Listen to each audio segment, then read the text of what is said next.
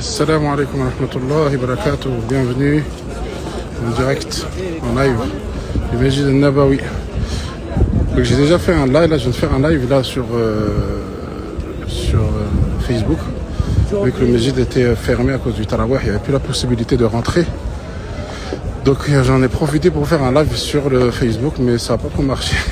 Je l'ai quand même enregistré, vous pouvez le retrouver sur YouTube ou sur Facebook. Je me suis dit on va essayer avec Instagram.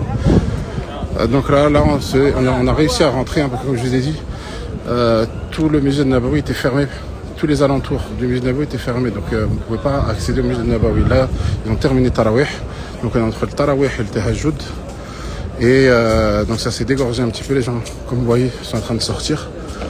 En attendant donc le Tahajjud qui est à minuit 30. Là, vous avez en face de vous la porte numéro 1.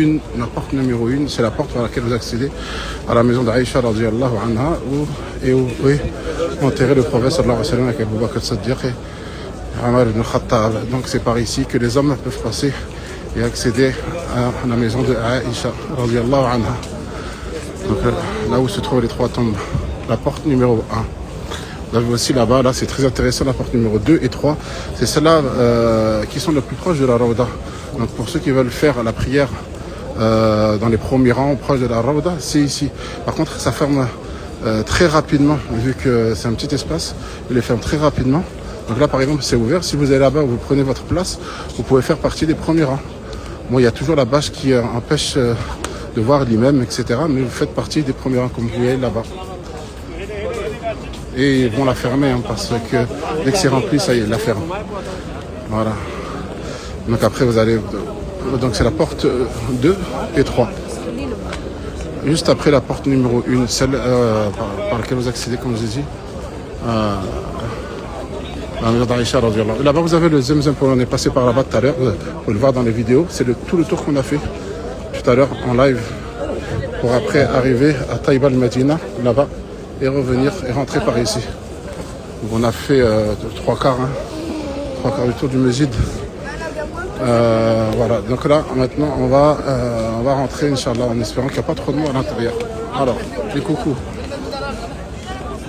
Les coucous, je réponds aux coucous.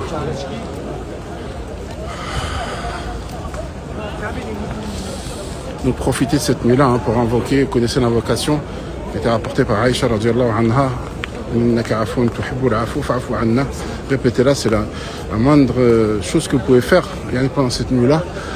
Bien sûr, j'espère, enfin, je vous encourage à faire le maximum de prières, lecture du Coran, vraiment rester éveillé pendant cette nuit et la consacrer à l'adoration, à l'invocation. Comme vous savez, cette nuit, c'est le 27e nuit du Ramadan, donc c'est la nuit où est-ce qu'on espère, la plus probable,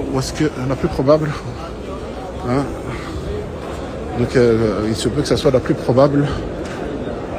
Il y a quelqu'un qui... Je vais arrêter de filmer parce que je pense que ça peut déranger les gens. Donc cette nuit-là, donc la nuit destin, qui équivaut à 83, enfin 1000 mois. 83 années d'adoration.